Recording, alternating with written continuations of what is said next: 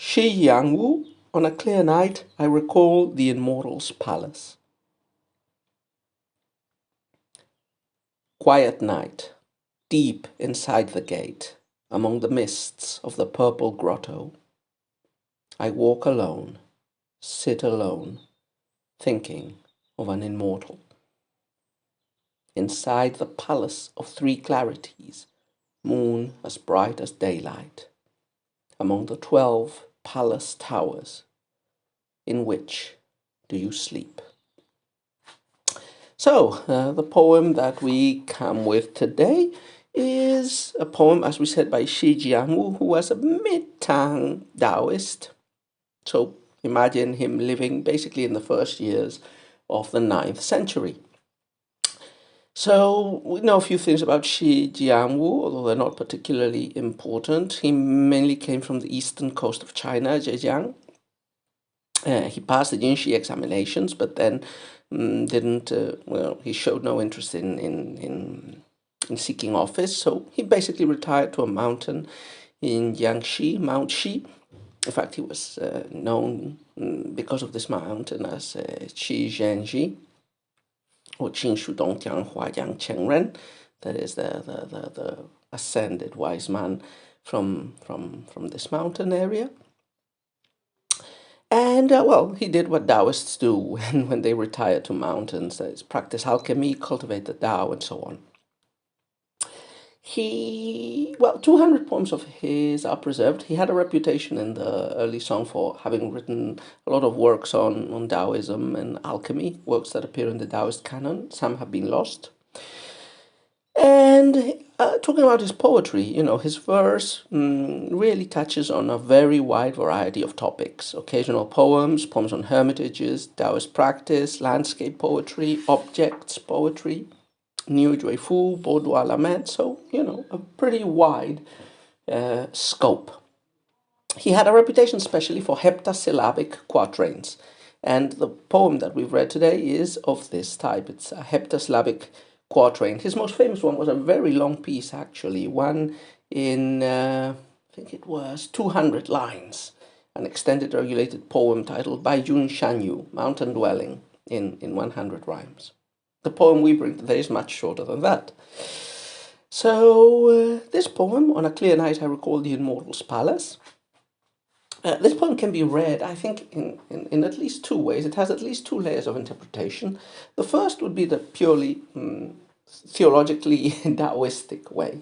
So, from that point of view, this is what the title says. So, there's this poetic persona who is a Taoist practitioner, like or immediately being Jianwu. And at night, he's probably meditating, maybe in a grotto. Grottos, caves were seen in Taoism as the places where one could connect with heavens that lay hidden within sacred mountains.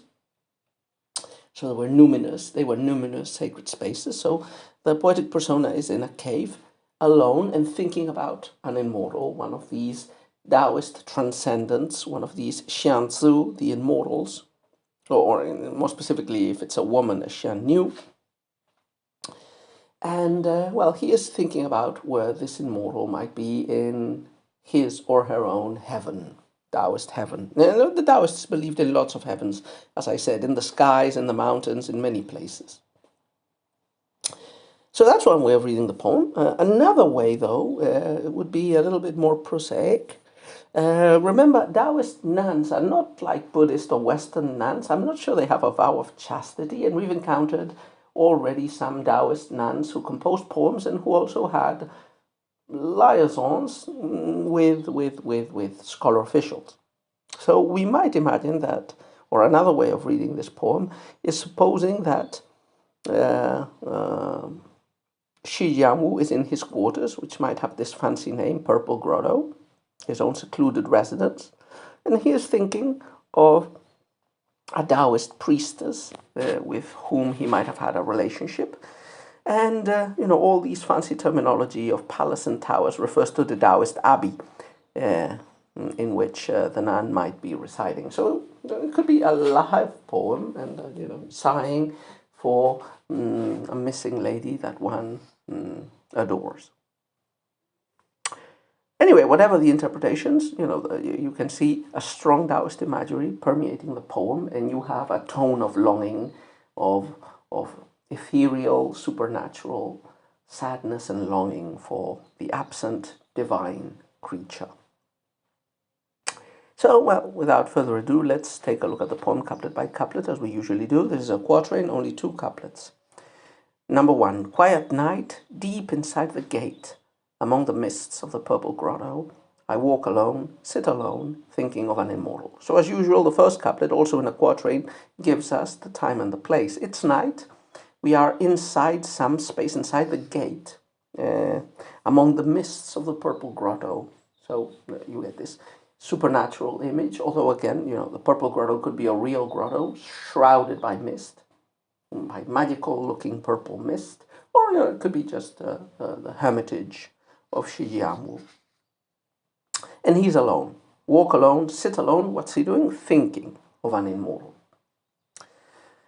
What does he think? Well, the second couplet will tell us that he is basically wondering, where is she sleeping in the palace of his imagination, which is a Taoist heaven perhaps, or a real abbey. Inside the palace of 3 clarities, moon as bright as daylight, among the 12 palace towers, in which do you sleep? So the question comes at the end. He is thinking of the immortal. What is he thinking? What is he thinking? Well, he's thinking she's inside the palace of 3 clarities. Just as he is inside the gate, the immortal is inside the palace of 3 clarities. 3 clarities, Sang Qing, technical Taoist term that might refer to 3 realms of Taoist immortals, Yu Qing, Tai Qing, and Shang Qing, but also ended up being used as an epithet for Taoist temples or monasteries. So inside this monastery or inside this palace, moon as bright as daylight. In Taoist heavens, moon, you have wonderful palaces made of luxurious materials, ethereal, transcendent beings, and their own sun and moon within the mountain, heaven, or wherever it is. In this case, a really bright moon. So you have this image of the palace illuminated by this super moon. And among the 12 palace towers, in this palace, among its 12 towers, the 12 towers,